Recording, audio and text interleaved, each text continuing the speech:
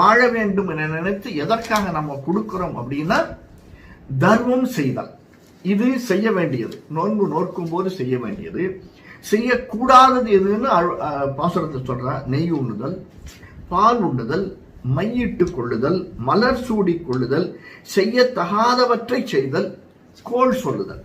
இந்த ஆறையும் நம்ம நீக்க வேண்டும் அப்படின்னு சொல்றாங்க.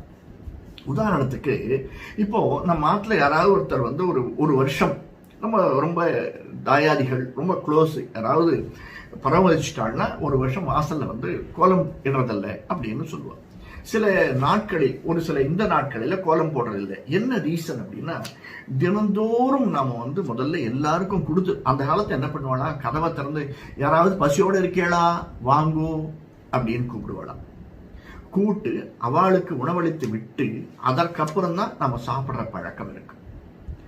அந்த மாதிரி பழக்கம் உள்ளவா இவன் சில பேர் எதிர்பார்த்து இருக்கிறவனுக்கு இருக்கா இல்லையா, இந்த மாதிரி ஒரு விருந்தாளிகள் வரவா அல்லது ஒரு ஊர்ல இருந்து இன்னொரு ஊருக்கு போறவா, இவெல்லாம் யாராவது நம்மளை கூட்டி சாதம் போட மாட்டாளா அப்படின்னு எதிர்பார்க்கிறவா. அப்படி கூப்பிட்டாள்னா உடனே சரி அப்படின்னு, அது விருந்தோமல்ல ஒரு விஷயம்.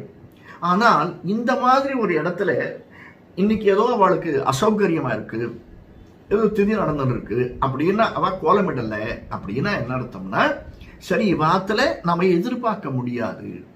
இந்த விஷயங்களை அப்படியே அண்டர்லைன் இதெல்லாம் நம்ம புரிஞ்சுக்கணும். இதைத்தான் ஆண்டாள் சொல்ல. இந்த மாதிரி சில விஷயங்களை நாம் எப்போ இந்த சமயங்களில் நோன்பு நோக்கும் போது செய்யக்கூடாது. நெய்யுண்ணோம், பாலுண்ணோம், நாக்காலை நீராடி மையிட்டு எழுதும், மலரிட்டு நாம் முடியும், செய்யாதன செய்யும். ஒரே